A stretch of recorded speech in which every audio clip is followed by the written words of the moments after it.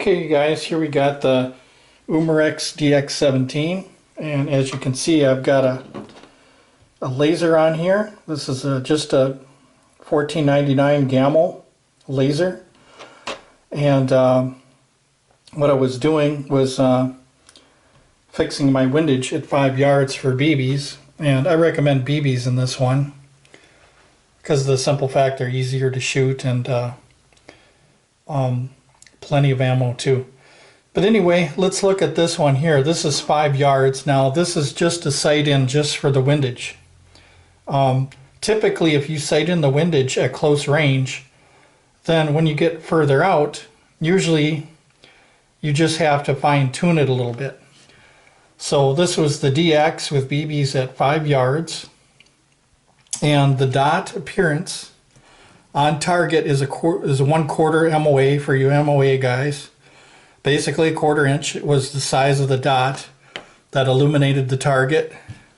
And then if you look over here, 10 yards, the dot will appear about a 1/2 inch, which is right here.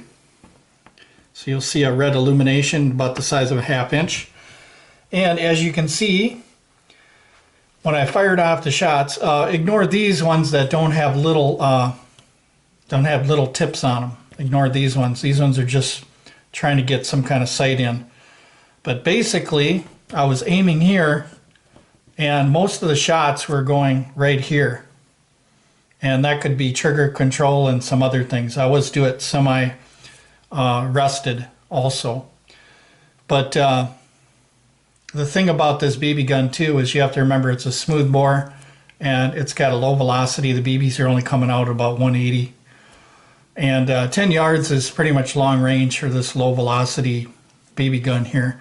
But it doesn't mean you can't have fun with it. If you look here, the majority of the shots are 3 inches, which is the size of a soup can. I can cover up most of the shots with the soup can here. So a soup can is ideal target for 10 yards for this BB gun.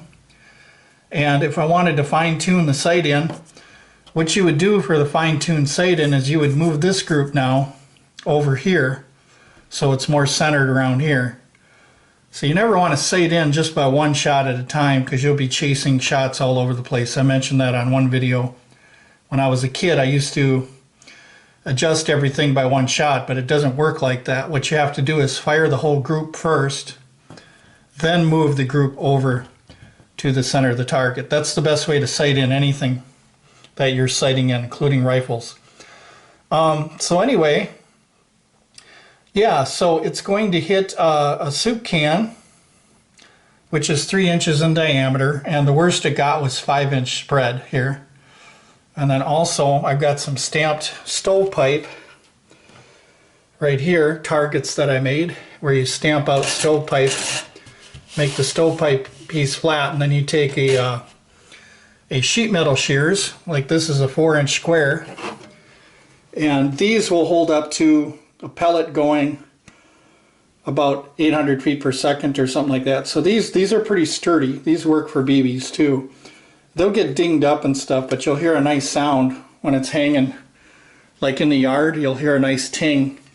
So here's a 4-inch square, I think. Let's see what this is. So if you take this 4-inch square here and you put it on there, you'll see that 90% of all the BBs are on here. So this would be a good target for 10 yards, a 4-inch sheet metal square, or you could just stick with a soup can. And then at 5 yards, 1.5 inches, you could shoot them little 3-ounce Dixie cups, or you could shoot this 1.5-inch sheet metal square.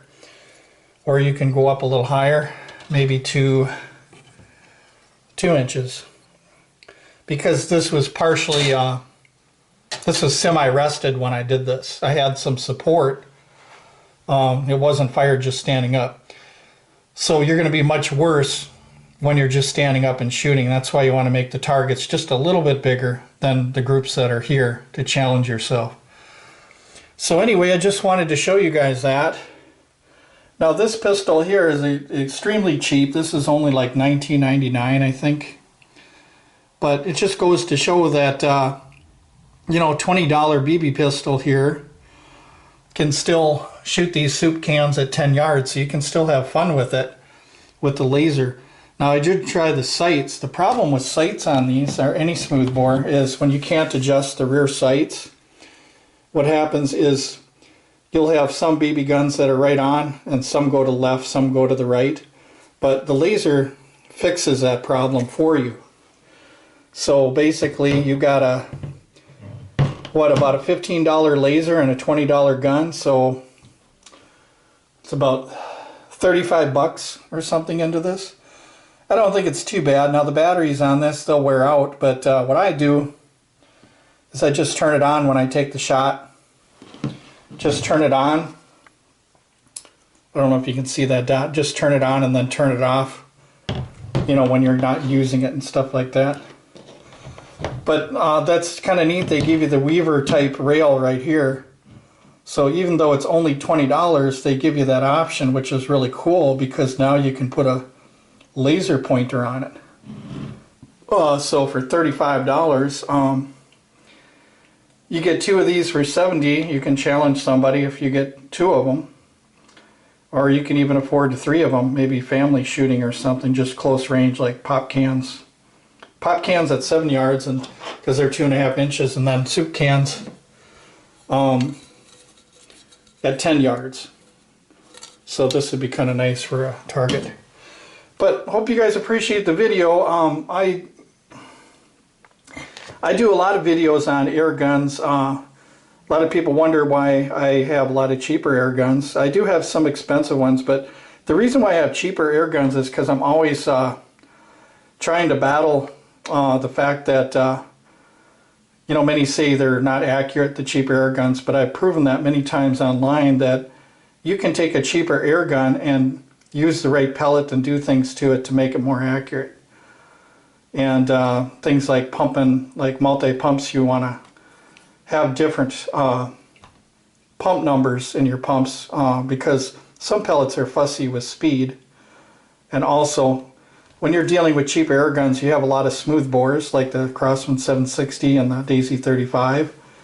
And then even your Daisy 880 has a rifled barrel, but still, even though you have a rifled barrel, it's pretty shallow lands and grooves. So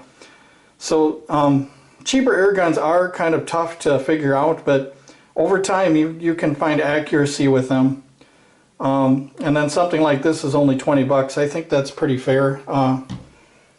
You know, for $20 it's going to hit a pop can at 10 yards. I mean, geez, it's only 20 bucks. So, but I like to explore cheaper air guns and see if I can make them more accurate. So my job is to make them more accurate and find out why they're not accurate.